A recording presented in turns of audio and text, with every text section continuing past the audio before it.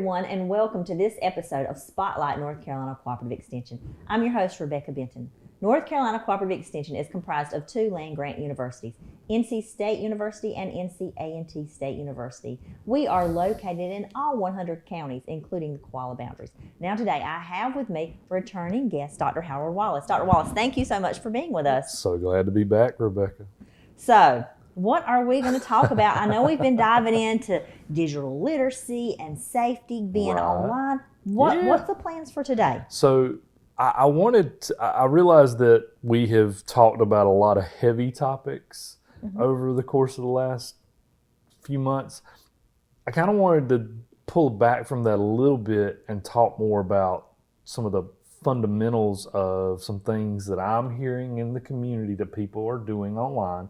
And that's buying and selling, and not necessarily through eBay perchance, although we will touch on eBay a little bit, but primarily buying and selling through face-to-face marketplaces like Craigslist and Facebook Marketplace.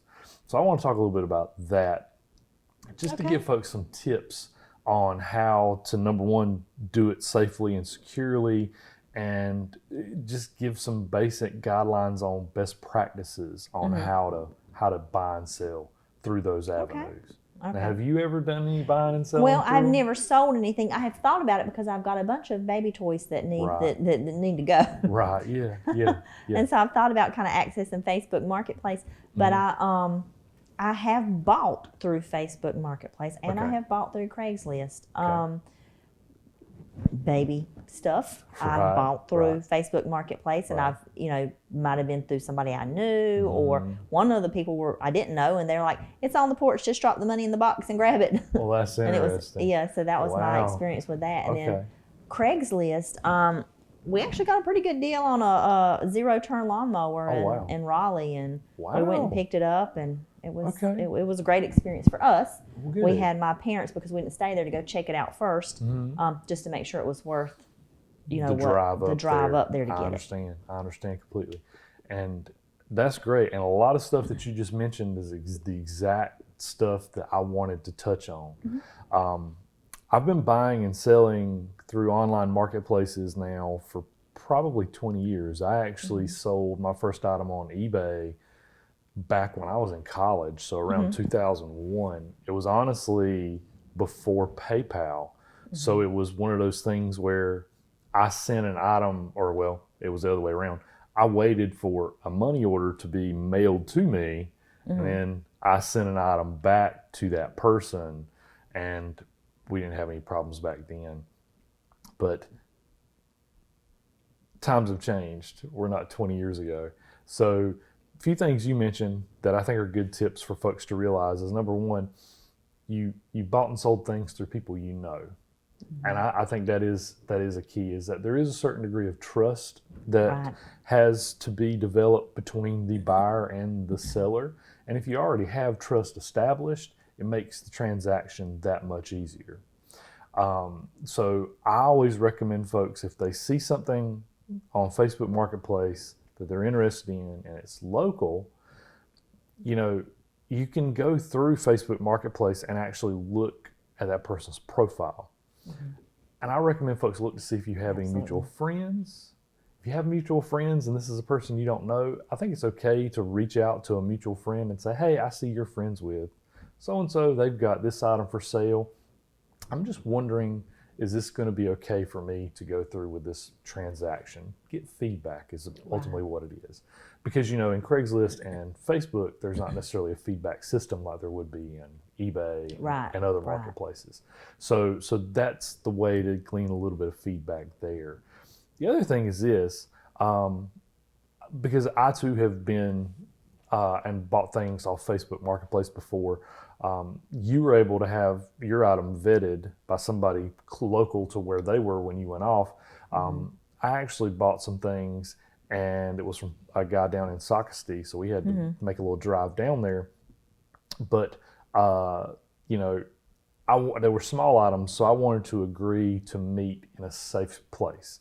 I didn't really want to go to his house, and I don't think he wanted us to go to his house. And that's the other side of that coin too. If you're selling and you don't feel comfortable about somebody coming to your home, You don't have to give them your address. You can choose to meet in a safe location.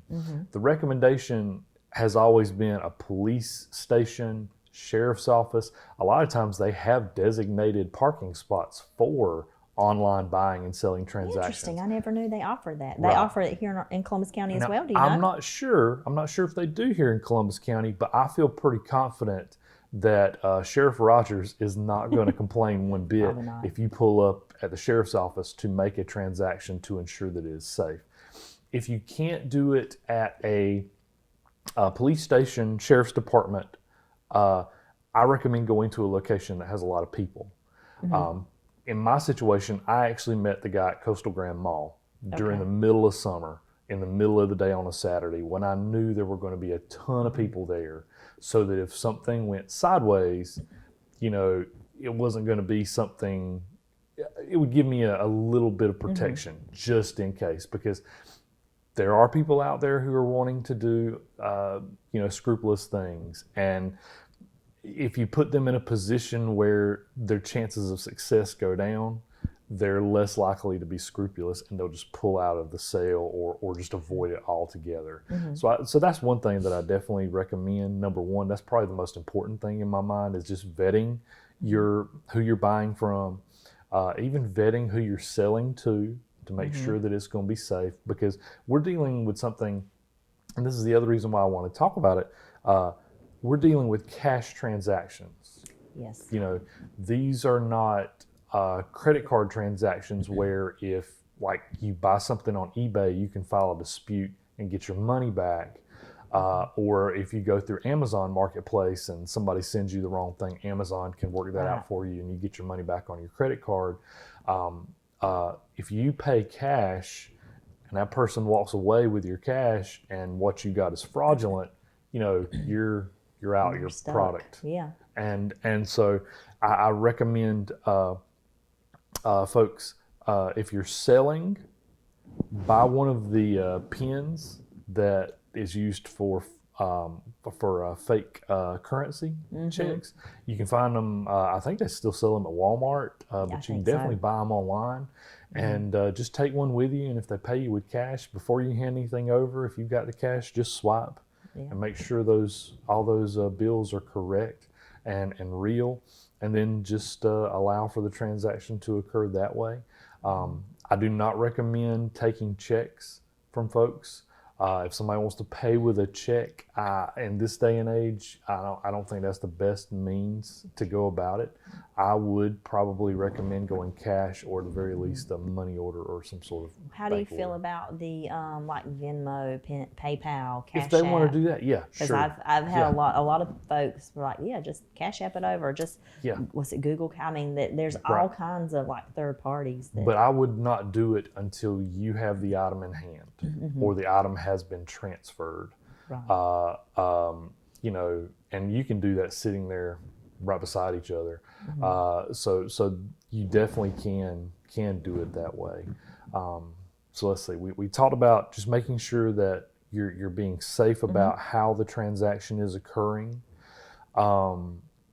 When you're posting stuff for sale, it's always good to take very clear pictures. How many times have we looked at stuff online and it's a blurry photo and it doesn't really give the best image for you to make a judgment call about? So if you're selling something online, make sure you're taking very clear photos. I think we may have talked about this a little bit before, but take them during, if it's outside, like here in Columbus County, people love to sell cars on Facebook Marketplace. I see more cars than anything else. Put the car out in the sun, wash it before you put it up for sale. Make sure that you're presenting it in the best way possible. On big transactions like a car, you also want to be mindful that if you do misappropriate that vehicle as something that it's not, when you're getting up into the thousands of dollars, that becomes criminal, and people can take you to court for that. So you do need to be mindful of that. So just be honest and transparent about everything about the vehicle. Right. No matter what the product, take pictures of all four sides in very clear lighting. Give clear description about it. If it's new, say that it's new. If it's used, say that it's used. Don't try to portray it as anything that it's not. And that way you can just ensure there won't be any backlash from it. Right. Because people will be quick on social media to call you out if they're unhappy about something. And you'd much rather not